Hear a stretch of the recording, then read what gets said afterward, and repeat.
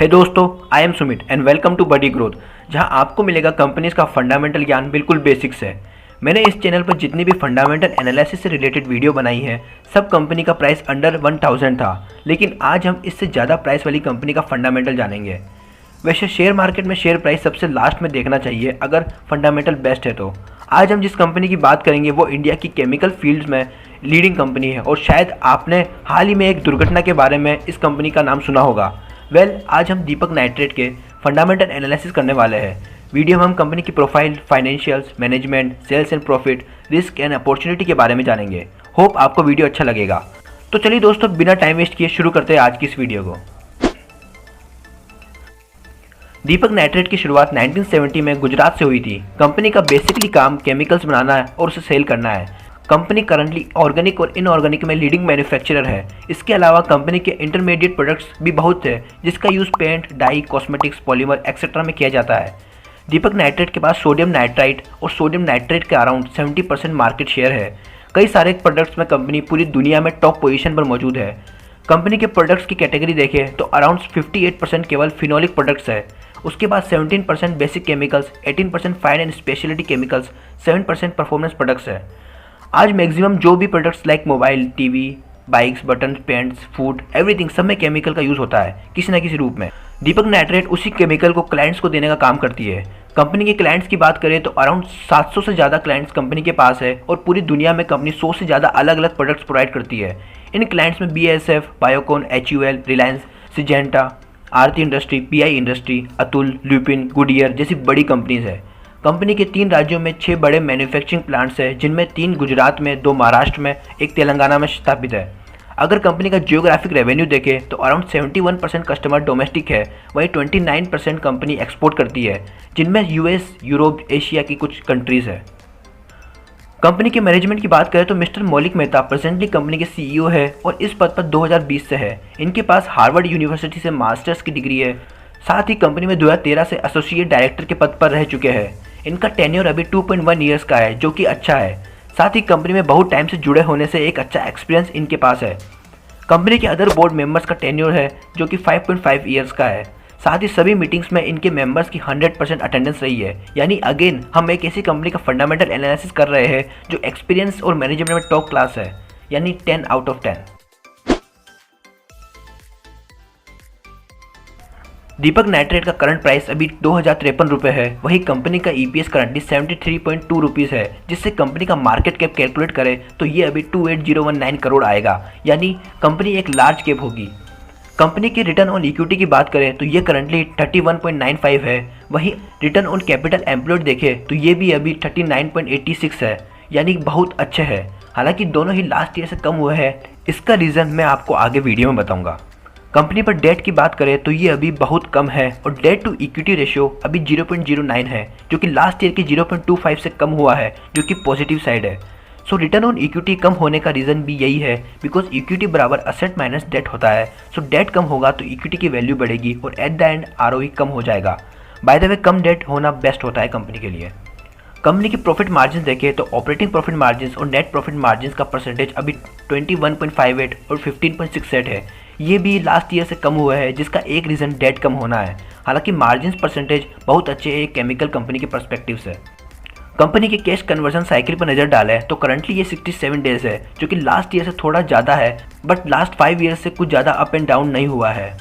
Company में promoters की हिस्सेदारी देखें तो ये अभी 45.72 है, जो कि शायद थोड़ी कम है। हालांकि लास्ट कुछ क्वार्टर से थोड़ा सा इंक्रीज हुआ है, बट जनरली मैं 50% से अबव वाली कंपनी को प्रेफर करता हूँ।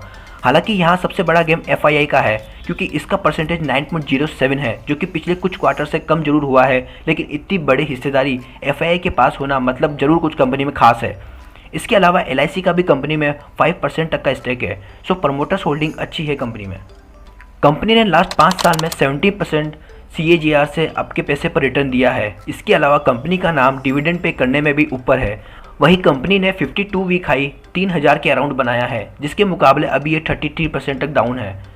कंपनी के वैल्यूएशन का देखें तो दीपक नाइट्रेट का करंट प्राइस टू अर्निंग अभी 27.7 है, जो कि लास्ट 5 साल के मिडियन PE से कम है।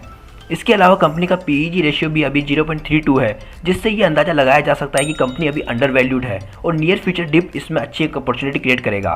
सो ओवरऑल फाइनेंशियल में कंपनी को मैं 9 आउट ऑफ 10 देना पसंद करूंगा। कम करने का नेगेटिव पॉइंट है कम प्रमोटर्स होल्डिंग और आरओई का कम होना।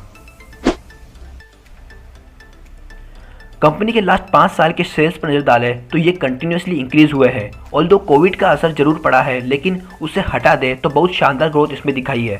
ये सेल्स 2018 में 1651 करोड़ से बढ़कर 2022 तक 6802 करोड़ हो गए हैं, जो कि CAGR 38% की बढ़िया ग्रोथ है। वहीं प्रॉफिट्स पर नज़र डालें तो ये सेल्स से भी अच्छी स्पीड से बढ़े हैं। कंपनी का 2018 में नेट प्रॉफिट 79 करोड़ था, जो कि करंटली 2022 में 1067 करोड़ है। ये कंपाउंडेड सालाना 87% की स्पीड से बढ़े हैं। So sales and profits company के अच्छे हैं, तो इसमें ये 10 आउट ऑफ 10 की रेटिंग रहेगी। कंपनी के बारे में अब तक हमने बहुत कुछ जाना है। दीपक नाइट्रेट के पास स्ट्रॉन्ग डिस्ट्रीब्यूशन नेटवर्क होने के साथ ही एक वाइड रेंज ऑफ प्रोडक्ट्स है, जिससे कस्टमर का आना निश्चित है। कंपनी का करंटली फोकस गुजरात और महाराष्ट्र के प्लांट में की प्रोडक्ट्स की कैपेसिटी को इंक्रीज करना है। इसके अलावा कंपनी 300 करोड़ न्यू प्रोडक्ट के डेवलपमेंट के लिए इन्वेस्ट करेगी, जो कि एक अच्छा साइन है। कंपनी सोडियम नाइट्राइट और सोडियम नाइट्रेट के प्रोडक्शन में भी इंडिया की लीडर भी है। ग्लोबली केमिकल इंडस्ट्री अभी $5000 बिलियन की है, जिसमें सबसे बड़ा शेयर चाइना का 40% है, वहीं इंडिया का 4% ही है। ये इंडस्ट्री 2025 तक $6800 बिलियन तक पहुंच जाएगी, यानी कंपाउंडेड सालाना 6.5 ईयर्स की ग्रोथ।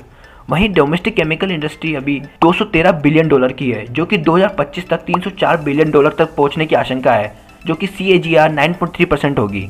हालांकि रिस्क कंपनी के लिए बहुत बड़े हैं, जिन्हें इग्नोर नहीं किया जा सकता। इनमें सबसे बड़ा रिस्क है uncertainty of raw materials, because ये मैक्सिमम चाइना से लेते हैं। ऐसे में lockdown, global condition, insufficient supply chain की वजह से रॉ मटेरियल का ना मिलना एक प्रॉब्लम हो सकता है। इसके अलावा कंपनी क्योंकि केमिकल से है, तो इसमें कुछ गलत होने से रिस्क बहुत बड़ा है। और ऐसा हाल ही में हुआ था जब गुजरात के प्लांट में आग लग गई थी और कंपनी को बहुत बड़ा नुकसान हुआ था। सो एक स्किल टीम और लेटेस्ट मशीन्स एक बड़ा चैलेंज है। इसके अलावा इस सेक्टर में कंपनी को टक्कर देने के लिए बड़ी खिलाड़ी मौजूद है, जिनमें SRF, आरती, गुजरात फ्लोरेंस जैसी कंपनी शामिल है। सो दोस्तों, हमने अब तक दीपक नाइट्रेट के बारे में विस्तार से चर्चा की। कंपनी की सेल्स प्रॉफिट अच्छे हैं, मैनेजमेंट बेस्ट है, फाइनेंशियल भी अच्छे हैं। अब अगर प्रॉब्लम है तो सबसे बड़ा सेफ्टी कंसर्न्स और कंपटीशन, क्योंकि गुजरात प्लांट में आग लगने से काफ़ी कुछ गिरावट देखने को मिली है। तो मैं अपनी राय दूँ तो लॉन्ग टर्म इन्वेस्टर को मेरे हिसाब से ज़्यादा प्रॉब्लम नहीं हुई होगी, क्योंकि आने वाले 4-5 साल तक तो मैं इसको लेकर काफ़ी पॉजिटिव हूँ और पर्सनली इसमें इन्वेस्ट किया हुआ है। अगर डिप आता है फ्यूचर में तो और बाय करने की सोच सकता हूँ। अब आपकी बात करूँ तो 60% लोग तो शायद इसलिए इन्वेस्ट नहीं करेंगे कि शेयर प्राइस 2000 के अराउंड है। वो सोचेंगे कि इससे अच्छा तो मैं 10 से 20 रुपये वाला शेयर बाय करके जल्दी अमीर बन जाऊँगा। तो उनके लिए भी एक जल्दी वीडियो बनाएंगे और इस बारे में बात करेंगे। बाकी जो इन्वेस्ट करने का सोचे है वो खुद से रिसर्च करिएगा। मेरा मकसद आपको फंडामेंटल एनालिसिस करना सिखाना है, ना कि कौन सी कंपनी बाय करूँ है। सो दोस्तों, वीडियो अच्छा लगा हो तो लाइक करना और कमेंट्स करके बताना आपकी फेवरेट कंपनी कौन सी है। चैनल को सब्सक्राइब करना और बेल आइकन दबा लेना, ताकि ऐसी ही वीडियो आपको सबसे पहले मिले। हम लोग फिर मिलते हैं नेक्स्ट वीडियो में। तब तक के लिए जय हिंद, जय भारत।